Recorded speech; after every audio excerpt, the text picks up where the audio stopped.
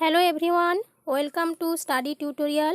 আজকের আমি তোমাদের ডিপিএসপি সম্পর্কে আলোচনা করব, অর্থাৎ directive principles of state policy. এর আগে আমি ফান্ডামেন্টাল রাইটস সম্পর্কে আলোচনা করেছি, যেটা আর্টিকেল 12 থেকে 35 পর্যন্ত ধারাতে বলা হয়েছে। সেরকমই আর্টিকেল 36 থেকে 51-র মধ্যে আছে ডিপিএসপি সম্পর্কে। তো চলো, directive principal of state policy এটা বড় করা হয়েছে আইরিশ কনস্টিটিউশন থেকে। তো তোমাদের কাছে আমি ডিপিএসপি এবং ফান্ডামেন্টাল রাইটস এই দুটোর মধ্যে কি পার্থক্য আছে সেটা একটু আলোচনা করছি। দেখো, ফান্ডামেন্টাল রাইটসগুলি রাজনৈতিক ন্যায় বিচারের সাথে বেশি উদ্বিগ্ন, আর ডিপিএসপি সাধারণত সোশ্যাল জাস্টিস বা ইকোনমিক জাস্টিস এর সাথে বেশি উদ্বিগ্ন। আর কি, মৌলিক অধিকার বা ফান্ডামেন্টাল রাইটস ন্যায়সঙ্গত অধিকার, কিন্তু ডিপিএসপি হচ্ছে ন্যায়সঙ্গত অধিকার নয়। তবে দেখো, যদি আমরা ভারতীয় সংবিধানের প্রিয়াম্বলটিকে কনসাইজ করি, তাহলে আমরা একটা জিনিস লক্ষ্য করব কি, ওখানে সামাজিক, অর্থনৈতিক আর রাজনৈতিক ন্যায় বিচার এই তিনটেরই উল্লেখ আছে। আর এই লক্ষ্যগুলি পূরণের জন্য প্রধানত মৌলিক অধিকার এবং ডিপিএসপি দুটোরই সমান গুরুত্বপূর্ণ জায়গা রয়েছে। ডিপিএসপিও সমান গুরুত্বপূর্ণ কেন সেটা দেখো, আর্টিকেল 36-এ বলা হয়েছে ডিপিএসপির সংজ্ঞা আর বর্ণনা সম্পর্কে, কিন্তু 37-এ আছে তিনটে বৈশিষ্ট্য। ফার্স্ট আছে, it says that directive principles are no enforceable. এখানে বলা হয়েছে যে ডিরেক্টিভ প্রিন্সিপালস প্রয়োগযোগ্য নয়। তাহলে তোমরা হয়তো ভাবছো যে ফান্ডামেন্টাল রাইটস তো ইম্পর্টেন্ট, তাহলে কেন ডিপিএসপি এত ইম্পর্টেন্ট? কারণ এবার সেকেন্ড বৈশিষ্ট্য আছে, দেখো, second characteristic says that for governance of our country directive principles are a fundamental source. তাহলে সেকেন্ড বৈশিষ্ট্যটা কি বলছে, যে আমাদের দেশের শাসনের জন্য ডিপিএসপি একটা মৌলিক উৎস। থার্ড ক্যারেক্টারিস্টিক কি বলছে, যে a government must follow the DPSP while making any law. খুবই ইম্পর্টেন্ট, যে থার্ড বৈশিষ্ট্য যেটা বলছে যে কোনো আইন প্রণয়নের সময় সরকারকে অবশ্যই ডিপিএসপি অনুসরণ করতে হবে। তোমরা মনে করতে পারো যে নির্দেশমূলক নীতি বা ডিপিএসপিগুলো এক ধরনের নৈতিক বাধ্যবাধকতা, কিন্তু এটা সত্য নয়। নির্দেশমূলক নীতি প্রয়োগের পিছনে সবচেয়ে বড় শক্তি হলো আমাদের জনমত বা পাবলিক ওপিনিয়ন। কারণ দেখো, সরকার যখন গঠন হয় কিসের উপর ভিত্তি করে হয়? ভোটের উপর ভিত্তি করেই গঠন হয়।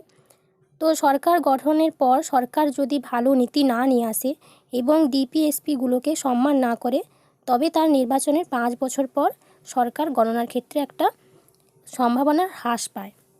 আমাদের সংবিধানের পার্ট 4-তে ডিপিএসপি নীতিগুলোকে সেভাবে ভাগ করা হয়নি। যদিও ভাগ করা হয়নি, তবুও এই নিবন্ধগুলোকে তাদের বিষয়বস্তুর উপর ভিত্তি করে 3টি শ্রেণীতে ভাগ করা হয়েছে। কী কী 3টি শ্রেণী? সেটা হচ্ছে সোশ্যালিস্টিক প্রিন্সিপালস, গান্ধিয়ান প্রিন্সিপালস আর লিবারাল প্রিন্সিপালস, অর্থাৎ সমাজতান্ত্রিক, গান্ধীবাদী আর উদারনীতি। তো সোশ্যালিস্ট প্রিন্সিপালসের মধ্যে কোন কোন আর্টিকেলগুলো আছে?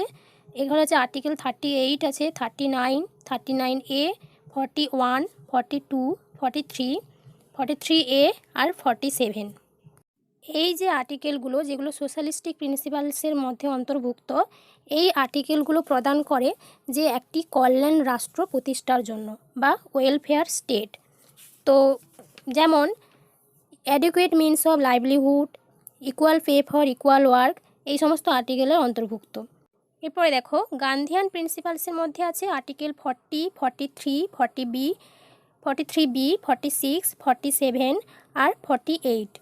অর্থাৎ এই সমস্ত আর্টিকেলসগুলো গান্ধিয়ান প্রিন্সিপালসের মধ্যে অন্তর্ভুক্ত, এবং এই আর্টিকেলগুলো যেগুলো হচ্ছে গান্ধীজি জাতীয় স্বাধীনতা সংগ্রামের সময় যা কল্পনা করেছিলেন সেই সম্পর্কে এই আর্টিকেলগুলো কথা বলে। যেমন ধরো, to establish cottage industry, two empower village panchayat etcetera. আমি এই আর্টিকেলগুলো সম্পর্কে বিস্তারিত আলোচনা করছি এরপরে। আর লিবারেল প্রিন্সিপালসের মধ্যে আছে আর্টিকেল 44, 45, 48, 48A, 49, 50 আর 51। তো এই আর্টিকেলগুলো সাধারণত উদার নৈতিক অন্তর্গত উদার নীতি সম্পর্কে কথা বলে, অর্থাৎ লিবারালাইজেশনের সম্পর্কে কথা বলে। যেমন establishment of union civil code, respecting international principles etcetera. এবার আমি ডিপিএসপির অন্তর্গত 36 থেকে 51 পর্যন্ত আর্টিকেলে কী কী বলা হয়েছে সেটা আমি আলোচনা করছি, কারণ এগুলো থেকেই তো প্রশ্ন পড়ে এই আর্টিকেলের মধ্যে কি বলা হয়েছে বা এইটা হচ্ছে কোন আর্টিকেলের অন্তর্ভুক্ত। তো তোমরা দেখো, তোমাদেরকে পুরোটাই আমি ক্লিয়ার করে দিচ্ছি। 36-এ আছে রাষ্ট্রের সংজ্ঞা ও বর্ণনা, ডিপিএসপির সংজ্ঞা ও বর্ণনা আছে। 37-এ কী আছে, এখানে বলা হয়েছে নীতিগুলির প্রায়োগিক বিষয় সংক্রান্ত। আর্টিকেল 38-এ কী বলা হয়েছে না, state to secure social order for the promotion of welfare of the people, অর্থাৎ রাষ্ট্র কী করবে, সামাজিক শৃঙ্খলা রক্ষা করবে জনসাধারণের রক্ষার্থে। এটা খুব একটা ইম্পর্টেন্ট নীতি, যেটা আর্টিকেল 39-এ বলা হয়েছে। এই নীতিতে বলা হয়েছে যে বোথ মেন অ্যান্ড ওমেন, অর্থাৎ পুরুষ এবং স্ত্রী উভয়েরই জন্য জীবিকার একটা পর্যাপ্ত উপায় বাঁচতে হবে, livelihood for both men and women. আর কি হবে, equal pay for equal work, অর্থাৎ সম কাজে সম বেতন। এই নীতিটাও এখানে মানতে হবে। আর্টিকেল 39A এটা কিন্তু গান্ধীয়ান প্রিন্সিপালের অন্তর্ভুক্ত। এখানে কি বলা হয়েছে, এখানে বলা হয়েছে যে বিনামূল্যে রাষ্ট্র সবাইকে সমানভাবে আইনি সহায়তা করবে, equal justice and free legal aid.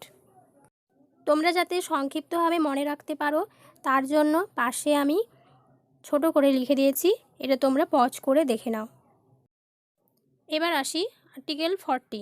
Article 40-তে কী বলা হয়েছে, অর্গানাইজেশন অফ ভিলেজ পঞ্চায়েত, অর্থাৎ গ্রাম পঞ্চায়েতের প্রতিষ্ঠা করা। আর্টিকেল 41 কী আছে, right to work, two education and to public assistance in certain cases, অর্থাৎ রাষ্ট্র সরকারি শিক্ষা ও বিশেষ ক্ষেত্রে কর্মের অধিকারকে সুনিশ্চিত করবে।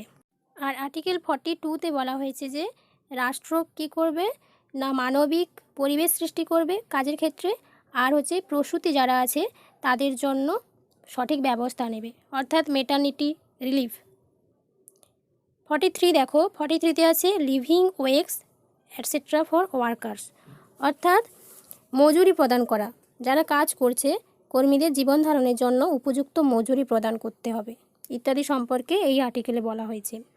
আর আর্টিকেল 43A-তে কী আছে, শিল্প কলকারখানা প্রশাসনে শ্রমিকদের অংশগ্রহণের সুযোগ সুবিধা প্রতিষ্ঠা করা। দেখো 43B বলছে যে টু প্রমোট কোঅপারেটিভ সোসাইটিজ, অর্থাৎ সমবায় সমিতি যেগুলো আছে তাদেরকে উন্নত করা, তাদের উন্নত করার ব্যবস্থা সম্পর্কে বলা হয়েছে। 44 দেখো, 44-এ আছে uniform civil code for the citizens. তো এই প্রশ্নটা কিন্তু WBCS-এ প্রায় অনেক সালেই পড়েছে ঘুরিয়ে ফিরিয়ে। তো এটা হচ্ছে দেওয়ানি বিধি প্রবর্তন করা।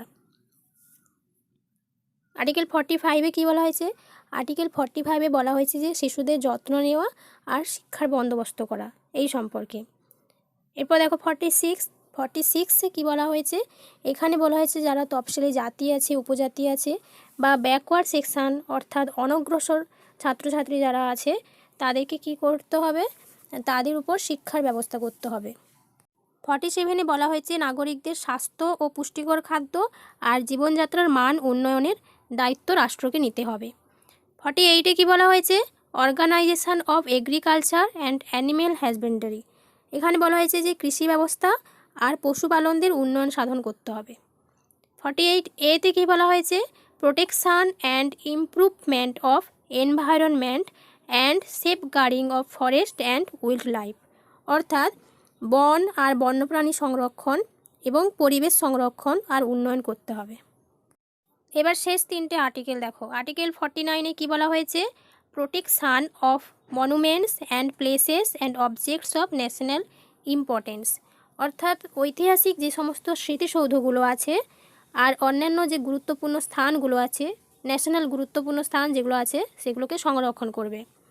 আর 50-তে কী বলা হয়েছে না, separation of judiciary from executive, অর্থাৎ রাষ্ট্র দেশের শাসন ব্যবস্থা থেকে বিচার ব্যবস্থাকে পৃথক করবে।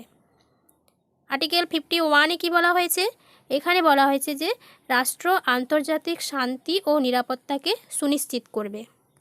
এরপরে দেখো, নতুন যে ডিপিএসপিগুলো আছে সেগুলো 4টে সংবিধান সংশোধনীর মাধ্যমে যুক্ত হয়েছে।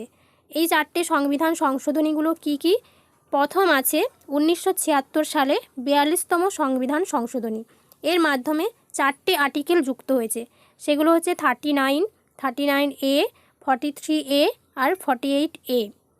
দ্বিতীয় নম্বর হচ্ছে 1978 সালে 44তম সংবিধান সংশোধনী অনুযায়ী একটা আর্টিকেল যুক্ত হয়েছে, সেটা হচ্ছে আর্টিকেল 38। তৃতীয় নম্বর হচ্ছে 86 অর্থাৎ 86তম সংবিধান সংশোধনী অনুযায়ী 2002 সালে যেটা হয়েছিল তার মধ্য দিয়ে আর্টিকেল 45 যুক্ত হয়েছে।